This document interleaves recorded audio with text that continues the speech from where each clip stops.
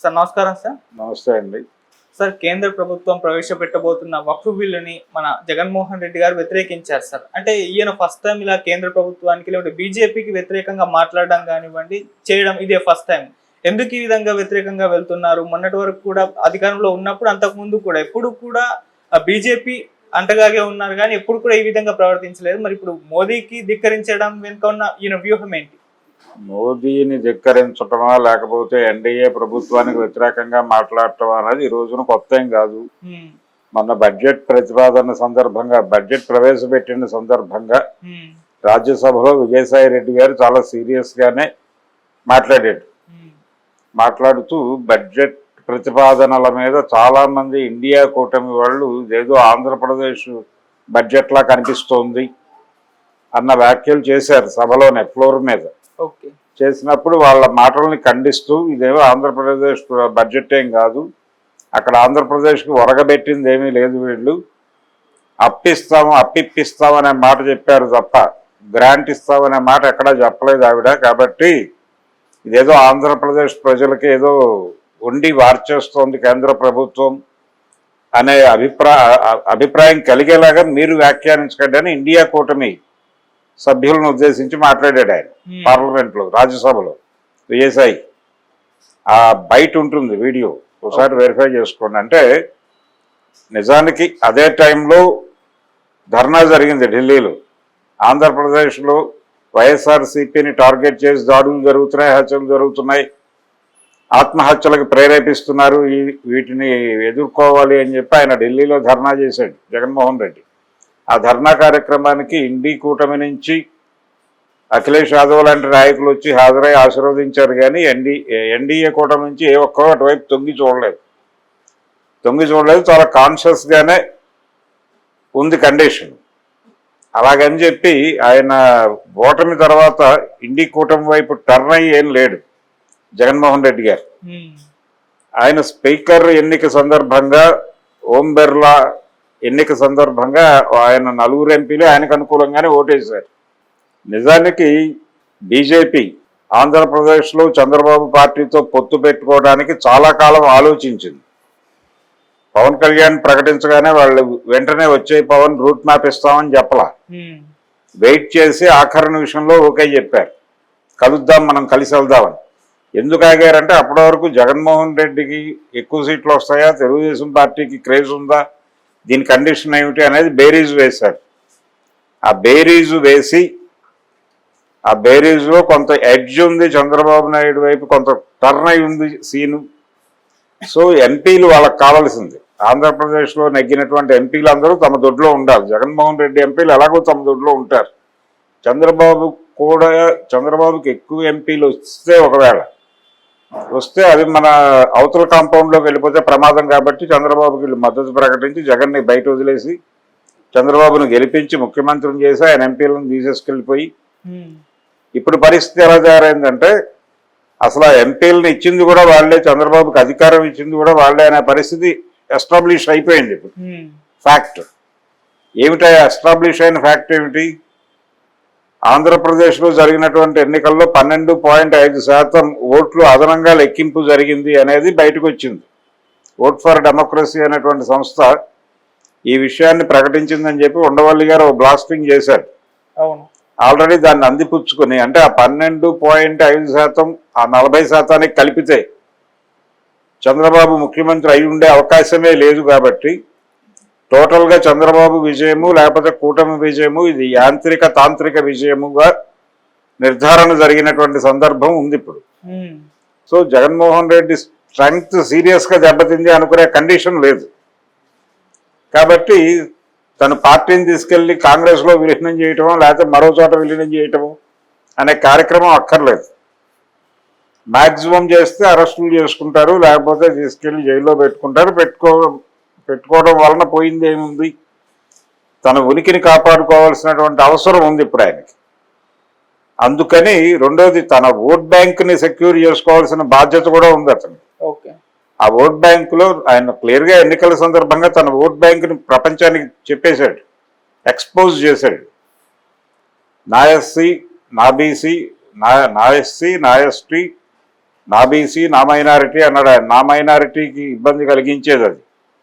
ఇప్పుడు వక్ఫ్కి సంబంధించి వాళ్ళు చేసుకున్నటువంటి సవరణలు ఇవన్నీ ఏవైతే ఉన్నాయో, అంటే దీన్ని ఒక పథకం ప్రకారం ప్రజల మూడుని అటువైపు డైవర్ట్ చేసింది భారతీయ జనతా పార్టీ. ఏమిటా డైవర్షన్ అంటే, వాళ్ళకేదో చాలా ఇచ్చేస్తున్నారు, చాలా తాయిలాలు ఇచ్చేస్తున్నారు, విపరీతమైన సంతుష్టీకరణ జరిగిపోతుంది, కాంగ్రెస్ ప్రభుత్వం మొత్తం దోచిపెట్టేసింది మైనారిటీలకి, హిందువులకి ఏమీ మిగల్చలేదు. ఇది ఎంత విద్వేషాన్ని రెచ్చగొట్టారంటే, హిందూ ముస్లిం సమాజాల మధ్య అంత విద్వేషం రెచ్చగొట్టారంటే భారతీయ జనతా పార్టీ వాళ్ళు ఇప్పటికీ వాళ్ళ రోజువారీ ప్రోగ్రామే అది. ఈ విద్వేషం రెచ్చగొట్టకపోతే మనకు మనుగడ లేదు అనే ఉద్దేశంతో వాళ్ళు గంటకి ఏది దొరికితే దాన్ని పూచిక పొల్లో దొరికినా బ్రహ్మాస్త్రం చేసే పరిస్థితి వాళ్ళది. సంతుష్టీకరణ రాజకీయాలు కాంగ్రెస్వి మైనారిటీలకు దోచిపెట్టేశారు. వాళ్ళు టూర్లకు వెళ్తే వాళ్ళకి మక్కాకి వెళ్తే వాళ్ళకి రాయితీలు, తిరుపతి వెళ్ళే వాళ్ళకి రాయితీలు ఉండవు ఇక్కడ, లేకపోతే ఇక్కడ షిరిడి సాయం చూడటానికి వెళ్ళే వాళ్ళకి రాయితీలు ఉండవు, బస్సుల్లో రాయితీలు ఇవ్వాలి కదా తిరుపతి వెళ్ళే వాళ్ళకి, లేకపోతే అయోధ్య వెళ్ళే వాళ్ళకి, లేకపోతే ద్వారకా వెళ్ళే వాళ్ళకి, వీళ్ళకి కూడా రాయితీలు ఇవ్వండి వాళ్ళలాగా, ఎందుకు ఇవ్వరు అని ఒకటి. రెండోది, ఎండోమెంట్ డిపార్ట్మెంట్ అని పెట్టి మీరు దేవాదాయంలో కొంత భాగాన్ని ప్రభుత్వ అవసరాలకు వాడేసుకుంటున్నారు. మరి ఇదే ధైర్యం, ఇలాంటి చొరవే, ఇలాంటి వాడకం మీరు వక్ఫ్ బోర్డుల నుంచి వాళ్ళ డబ్బులు ఎందుకు తీసుకొచ్చి వాడరు? ప్రజోపయోగ పనులకి దేవాదాయ పేరు చెప్పి ఈ గుళ్ళ తాలూకా డబ్బులు తీసుకెళ్లి వాడేస్తున్నారు, కానీ తిరుపతి డబ్బులు వాడేస్తున్నారు, కింద తిరుమల డబ్బులు తిరుపతిలో వాడేస్తున్నారు, లేకపోతే చిత్తూరు జిల్లాకు వాడేస్తున్నారు. రామారావు గారి దగ్గర నుంచి ఉంది గొడవ, అంతకుముందు లేదు. ఈ వాడకానికి సంబంధించి వాళ్ళ డబ్బులు ఎందుకు వాడరు, చర్చిల డబ్బులు ఎందుకు వాడరు, ఇలాంటి చర్చ ఒకటి గంటకి రేపుతారు వీళ్ళు. చివరికి పరిస్థితి ఎలా తయారైందంటే భారతీయ జనతా పార్టీ పరిస్థితి, మొన్న నేషనల్ కాన్ఫరెన్స్ కాశ్మీర్ ఎన్నికలు జరగబోతున్నాయి ఇంకో 2 నెలల్లో. కాశ్మీర్ ఎన్నికలకు సంబంధించి ఒక మేనిఫెస్టో రిలీజ్ చేసింది national conference. Omar Abdullah release చేస్తే ఆ మేనిఫెస్టోలో ఆయన చాలా స్పష్టంగా ఒక విషయం చెప్పాడు. కాశ్మీరీ పండితులు వాళ్ళ రక్షణకి మేము బాధ్యత తీసుకుంటామని ప్రకటించాడు.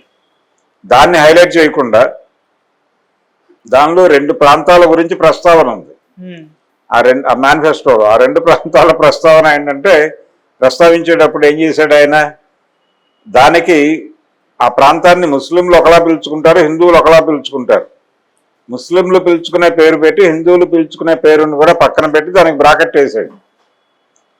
శంకరాచార్య కొండ అని ఒక ప్రాంతాన్ని పిలుస్తారు, దానికి ఇంకో పేరు ఏదో ఉంది ముస్లిం దానిలో, ఆ పేరు పెట్టాడు. ఇంకొక ప్రాంతానికి కూడా అలాంటి పేరు ఏదో ఉంది, దాన్ని బ్రాకెట్లో పెట్టాడు.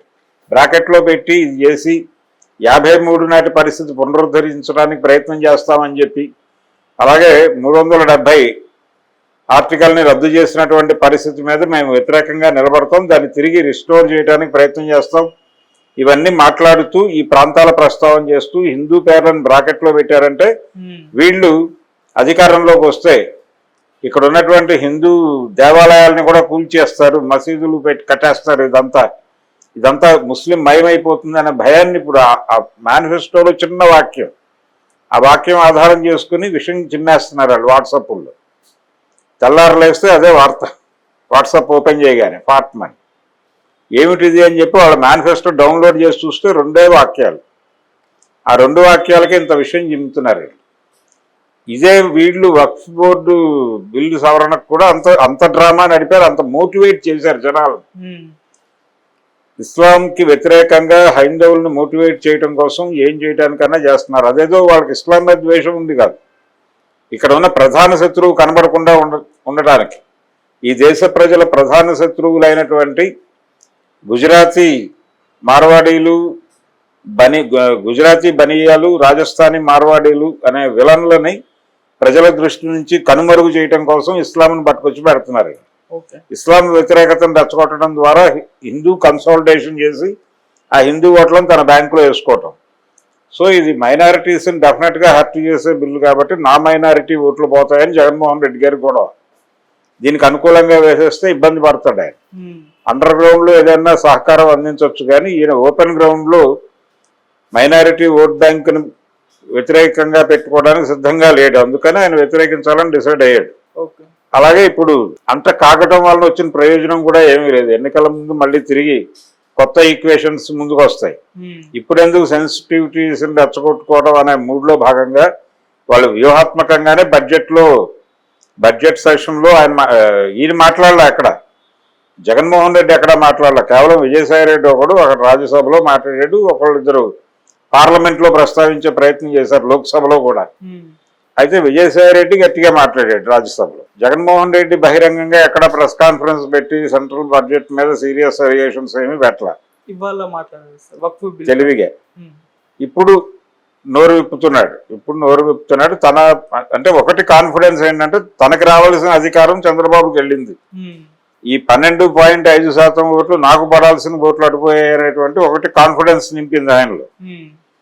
రెండోది, తన ఓట్ బ్యాంకుని ఎందుకు దెబ్బతీసుకోవాలి, వీళ్ళతో ట్రావెల్ అయ్యి రేపు పరిస్థితి ఎలా ఉంటుందో తెలియదు. ఇండియా కూటమికి ఎడ్జ్ వచ్చే పరిస్థితి ఉంటే కేంద్రంలో వీళ్ళతో ట్రావెల్ అవడం వలన తన ఓట్ బ్యాంక్ కోల్పోయి నష్టపోతాడు.